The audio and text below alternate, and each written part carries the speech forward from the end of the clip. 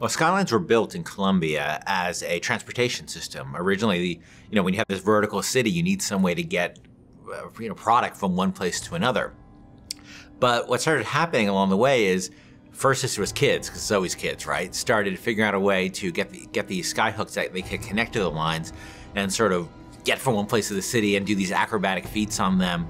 But as the situation in Colombia started devolving and the place got more violent and normal routes of transportation started getting disrupted, and people started using the Skylines to get around. The Vox Populi and the founders started using it in combat situations. And all of a sudden, the requirement for guys who knew their way around a skyline and who could fight effectively on the Skylines became way more important.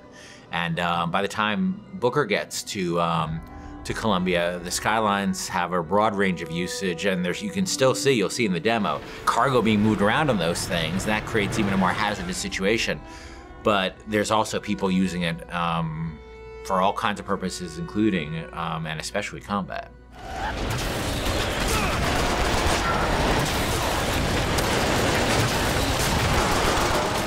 One of my big frustrations in working on Bioshock 1 is we had the ocean, but it was really just a piece of art. We never really dealt with, what it was like to fight at the bottom of the ocean in any meaningful way.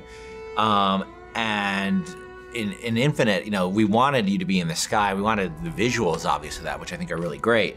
But we also wanted vertical combat. And we played around with lots of ideas for like using flight and stuff like that for a while. But in the end of the day, to me, the experience of being on a plane versus the experience of being on a roller coaster is a very different experience. For me, it's always been about wooden roller coasters. I've never been as much a fan of the steel ones. And that sort of clackety-clack feeling of, that going up to the top of a hill and then going over, and that amazing feeling you have. And I really want to put that in a game. I really want to get that feeling in a game. And then, of course, being a video game, I want to enhance that with combat. I want to be on one of those old wooden roller coasters that's stacked upon another wooden roller coaster in this city and jumping from one to the other with weapons, with people shooting at me. I just wanted to get that feeling. And this isn't a monorail. This isn't a people mover. This is something that is incredibly vertical. It's incredibly open-ended. And that's what Bioshock games are about. They're about giving the player a ton of tools and a ton of options and just letting them go to town. The Skyline! Follow me!